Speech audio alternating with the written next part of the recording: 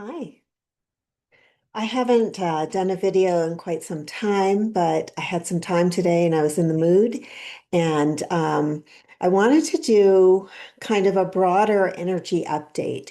During the week, whether you're watching what the astrology does or not, you're noticing expansion and contraction to your world and to your emotions and your mental body. The thoughts come, the thoughts go, the feelings come, the feelings go. And, um, what we're always tracking as we're moving forward in life is how to not let moments of contraction stop us. There are a lot of things in our environment that take our energy down. They often have to do with things like social media, the stuff we're watching on television and the news. And, uh, all of this. Well, if you are a person who is highly sensitive and empathic, you may sometimes feel like, oh my God, this story, I've got to fix this. I've got to hold space for this. This feels hard. This person's going through a hard thing. I've got to hold space for that. So I just want you to take note of when that comes up for you. And just know that um, we are all actually sovereign. So we're all making decisions and choices. We're all connecting with our own consciousness, and we're all able to live this adventure of life, making choices every step of the way. And sometimes the caregivers and the caretakers of us, if this is you, I have worked through this quite a bit in my life. We feel responsible. And sometimes when we want to judge what's happening in the world, we feel it's because we feel responsible. This is not happening the way that I want, or I don't want to see this pain in the world is one that comes up for me. Oh, I need to fix this. And there's usually some kind of a track inside you that will lead you to an origin story around that. And so I just invite you at this time where things are very highly charged and it's very easy to lose yourself in sympathetic response where you match the vibration of a thing and it collects with the stories that you've had, and before you know it, you have a whole um, um, a pulling down on your energy. So it's really important for you to stay in the best space you possibly can. We're putting on our own oxygen mask before we're putting things toward others and trying to take care of others. It's really important to remember that level of self-care. So, um, since 2018, what have you been experiencing in your Taurus sector? You can kind of track that. We've had Uranus there. Um, Taurus is fixed Earth. He doesn't really want to move around and do a lot of stuff. And so it's almost like these earthquakes of jolts of having to make changes when we don't want to make changes. Where has that happened for you? You can check out your Taurus section, your of your chart to see where that is.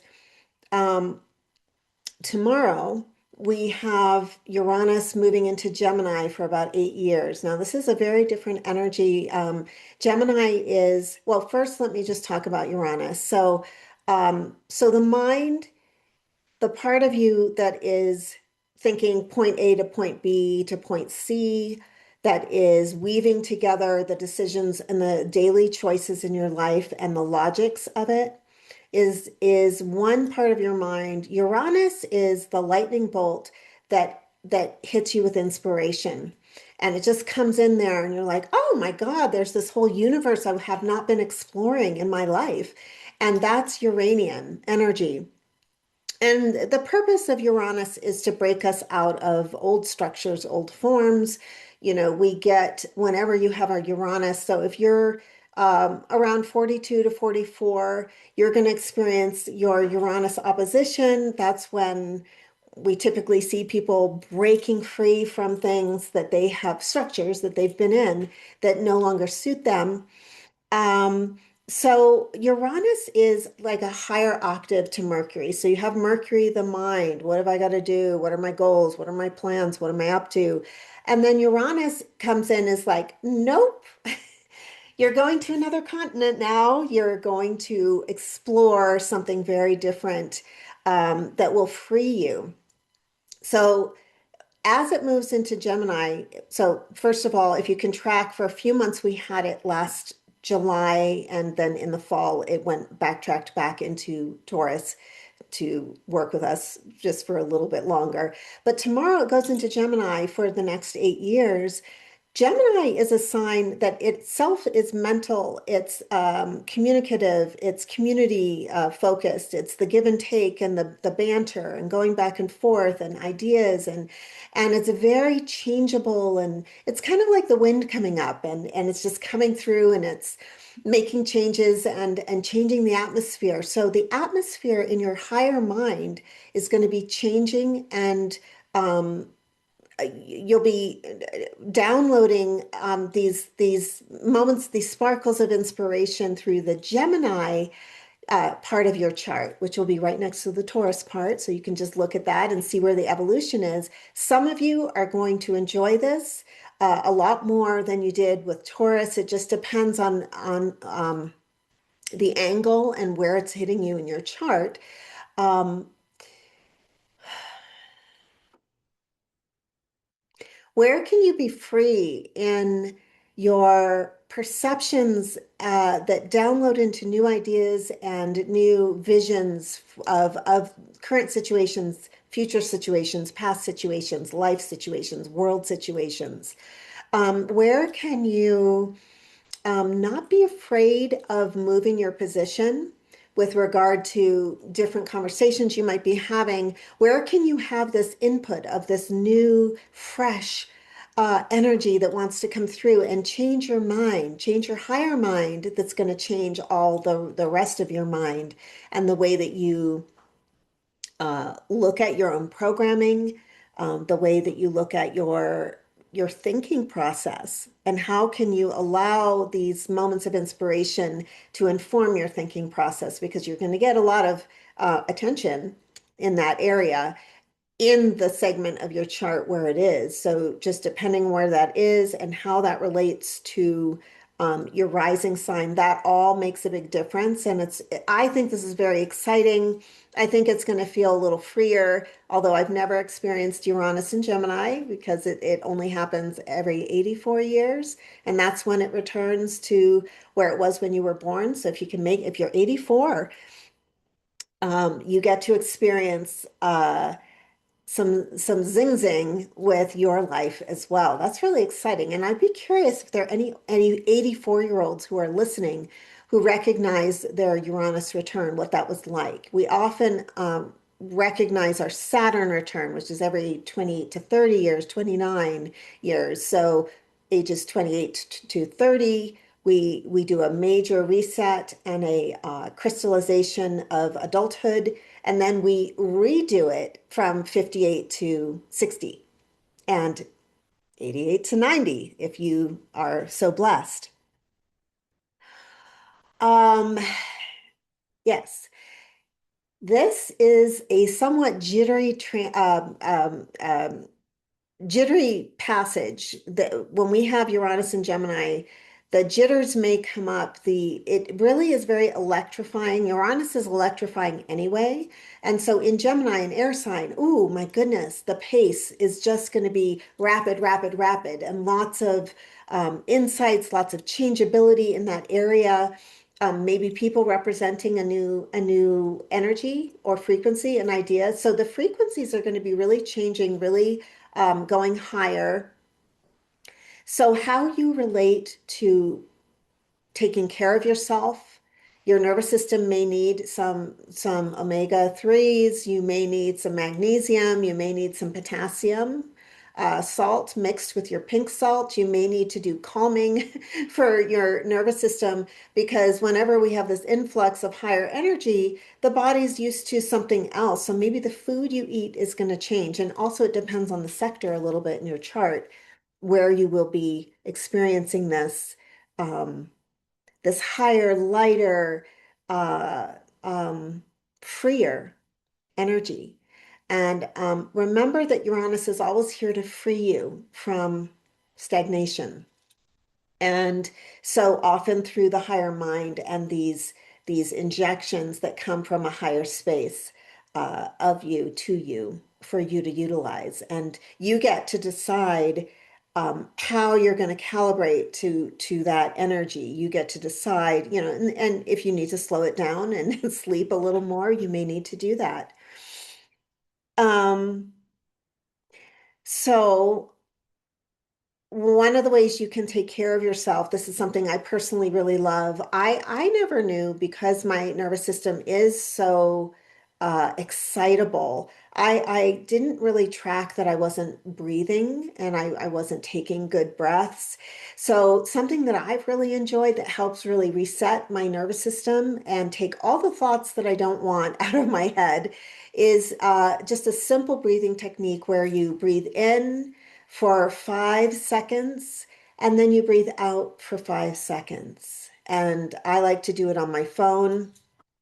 Um, just kind of set it up and yeah, just set it up and do it for about 5 minutes. And after about 5 minutes of doing this, you may notice, and what I do is I use the timer so I can see that I'm not doing it faster or slower. I'm just doing every five seconds in breath, one in breath to 5 seconds, one out breath to 5 seconds. And it really helps me get recentered. You can also do simple tapping on the ends of your fingertips where the nail is like this. And this really helps to calm the nervous system because anxiety is a possibility when Uranus goes in there. And so just pay attention, especially if you're somebody who gets revved up easily and you're already highly sensitive.